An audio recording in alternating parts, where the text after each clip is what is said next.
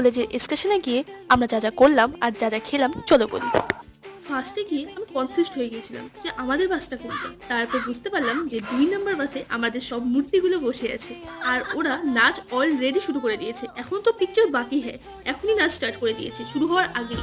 এসব যেতে যেতে বাস উল্টে না পড়লে হয়। তার মধ্যে গান চালিয়ে ছিল বোঝানার গান। আমরা আর আমাদের বাস যে বেঁচে ফিরতে পেরেছি সেটাই অনেক বড় ব্যাপার। তারপর আমরা হালকা বাস থেকে নেমেছিলাম টিফিন খাওয়ার জন্য। আর আমরা এমন ভাবে খাচ্ছিলাম যে আমরা জন্মে খাবার পাই না। সবাই কি সুন্দর ফটো তুলে তারপর সাজিয়ে গুছিয়ে খায় আর আমরা খাচ্ছিলাম জন্মদের মতো। তারপর আমরা পৌঁছে দেখি একটা নোংরা মাঠ, গোবরে ভর্তি, একটা নোংরা ডোবা ছাড়া এখানে কিছুই নেই। এটা দেখে যে আমাদের মাথাতে গরম হয়েছিল সেটা আর বলার মতো না। তারপর আর কি, একটা ভাঙাচোরা পার্ক ছিল, পার্কটাতে যেগুলো রাইড ছিল ওগুলোতে উঠতে হয়েছে। তার থেকে আমি যেখানে থাকি তার পার্কটা যথেষ্ট ভালো, এখানে নিয়ে গেলেও পারতো, আর 400 টাকা তো বাঁচতো। তারপর আর কি, বনে বান্দালে আমরা অল্প ছবি ছবি তুললাম, সবার সাথে রোস্ট করলাম, তারপর খাওয়া দাওয়া হলো, সেটা বেশি একটা ভালো কোয়ালিটির ছিল না। তারপর বাড়ি এসে বললাম আজকের জন্য টাটা।